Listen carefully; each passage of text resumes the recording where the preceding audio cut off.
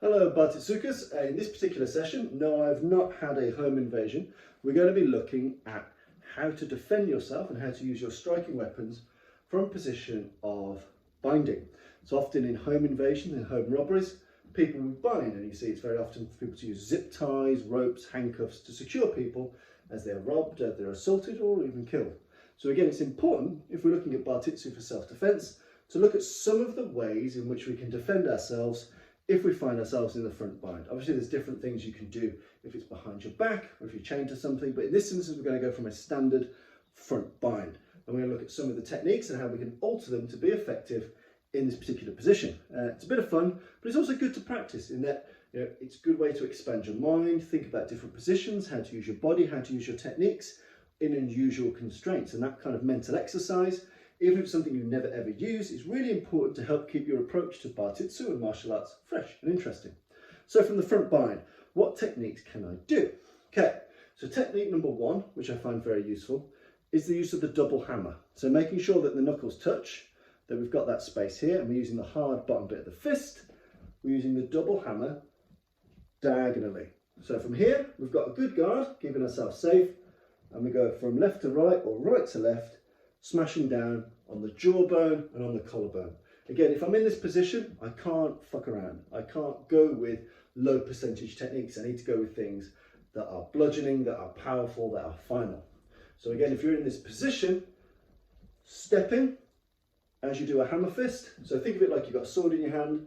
I step and I hit, I step and I hit, using the hard bits here, ripping my body weight down. So from here, from here, from here. Stepping allows me to drop my mass, I bend my knee somewhat, and I drive this blow in. Bear in mind, you'll need to practice compounds of this.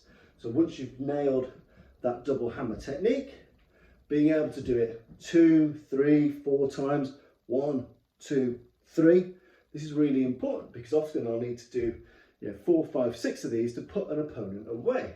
If you think about how hard it is to put an opponent away when you don't have your hands bound, it's exponentially harder once they're together. But the double hammer from this bind, I typically do it with a step.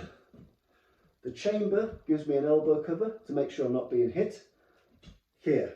So I step and hit, step and hit. And if I raise my elbow, I've got some degree of cover and I've got some degree of clearance. And if their guard is tight, I can blast around it. I can weave this double-handed hammer fist around. So a double-handed hammer fist blow is really important. It's really powerful, but bear in mind, practice them in bunches. 1, 2, 3. 1, 2, 3. Practice your angles, both angles, double it up. Make sure you're keeping it varied and try and practice getting maximum power in those blows. That's the safest possible blow. The next one is the double-handed punch. So again, driving up from here. Now importantly, there's no point me hitting with these rubbish knuckles in the middle here. So when I'm doing double-handed hitting, I need to turn my body. So I need to pick a hand that I'm actually hitting with. Although both are going forward, I'm thinking I'm going to hit with my right hand. So I turn my body. So do you see the knuckles of my right hand hit incrementally before my left? So from here, so I turn. So if I'm hitting with this hand, I turn. I'm always aiming with the knuckles of one hand, making sure that that is, even if just a centimetre before the other. So no point me hitting simultaneously, I need to turn my body. It's a harder technique to pull off, but again, if you do this towards the throat, if you do this in the eye, if you do this in the nose, it can be disorientating. So like before, you might practice going the turn and punch here into those double hammer fist blows. Again, these are interesting combinations to work with. Hit, hit, but if you're going to do a straight blow with your hands in front of you, make sure you get one fist slightly in front of the other and make sure you turn your shoulder and the leg of that hand you wanted to punch with so it hits just prior. So from here, these are even, I'm turning towards my right and my right hand's launching forward and I'm going to aim to hit with my right knuckle. With my left, much the same. 1, 2. You can't get a huge amount of power compared to how you normally punch with this. So again, this might be a short, sharp surprise, bang, into the throat, before the more punishing and powerful double hammer fist blows. But again, practice the straight punches and the hammer fists from all angles, sitting down, standing up, lying down. With the elbows, we've got an interesting approach here. in that if the binds have the give for me to use my wrists, with an elbow I can flare, do you see? So I end up with my palms like this, and I can use my elbows very effectively from here. So from this position, I can launch my elbow. I can launch my elbow, keep myself relatively covered, which is very important. So again, from this bind position, my hands are together. If I've got enough room to do this, I can bend, I can launch an elbow. Bear in mind, I should take my body weight with it. There's no point me just hitting here. I need to make sure, like a hook, there is complete follow through from my hips, from my knees. And again, this keeps me somewhat safe from counter attack as well. Bear in mind, all works in compounds. If your hands are bound, you might go elbow, elbow, double-handed hammer, double-handed hammer. Now, these are important techniques to join together. Now more than ever, the use of combinations is really important to how successful you are. So bear in mind that all of these techniques you can combine together. Elbow, elbow, hammer, straight shot to the throat. Picking your targets, throat, groin, behind the ear, in the eye, those are very important. Making sure that you've got right alignment, you don't want to ruin your hands. So your double hammer fist, making sure you've got a good, strong, rigid structure.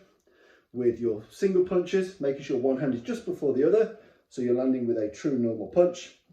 With the elbows, making sure you've got that wrist twist and that twist of your leg, your hip and your foot and your shoulder to cause some serious damage with that. Okay? We've also got the upward elbow. With this, essentially from say a prayer type position, we can launch our elbow up. So typically up diagonally as opposed to horizontally. It's hard to do horizontal when your hands are together. They're hard to do vertical, sorry, when your hands are together. So we're going diagonal up here. So from this position, up, up. And again, making sure we're bursting with our legs. Okay, so this twist, or upwards, these are important uses of the elbow. You've also got things like your headbutts. So remember, you've got your headbutts, you've got your shoulders to defend with, but again, you're very close for this. And if you're very, very close, I don't want in a position where I have to try and grapple with this. This is a hard thing to grapple with. So if I can strike with things that are more significant, like hammer fists, with elbows, I should avoid the headbutts unless I absolutely have to. And then I've got biting, I've got headbutts, I've got shoulder rams, foot stomps, things like that. But for now, looking at hand techniques, double hammer fists, again, making them compound. The punches, making sure one fist is before the other. With the elbows, making sure that you twist the palms, and we treat it with very strong power, with due seriousness. We're really whipping this through. Or if we're going vertical from this prayer position, diagonal from this prayer position, we're bursting up. Bear in mind, I can burst up and hammer fist down, burst up, hammer fist down, I can burst up, hammer fist down, punch up into the throat. You've got lots of different options from this particular technique. You can compound a lot of these together, so make sure you get used to the combinations. Here, here, here, here. I can do lots of things. I can chain techniques here, but it's about speed, explosiveness, and power. Also, don't forget that if your fingers are free, you've also got quite a good eye thrust here, an eye gouge. From this position, I can drive this in. The problem is it's not very percussive. So again, I wouldn't lead with this particular shot. You can fire this, and with enough fingers, you're guaranteed to get at least one in the opponent's eye. But making sure you burst with it. So don't zombie your way in. You go from close enough, and you launch these fingers in, trying to drive them into the eye. Bear in mind, if you do get contact from this finger drive, the next thing you must immediately do, if you're not going to run, is follow up with something percussive. The double hammer fists, the elbows, the headbutts, the upward elbows, these are things that are really important. And then only finally can you get used to the notion of strangle. So putting your hands over a head, doing your hadaka jimmy, so strangling people. It's important to get the full spectrum of techniques. So once you've got used to hand techniques from a bind, which I really recommend the hammer fist and the elbows as a priority, you can then practice turning those into chokes, turning those into kicks, using other parts of your body to be effective until you get to a place of safety. But as I mentioned, in a bind, technique number 1, hammer fists. Technique number 2, turn and punch. Yep. Technique number 3 are your elbows. Here and here, or across and across. Then finally, you've got the kind of burst into the fingers, into the eyes, but making sure that we combine these and compound them.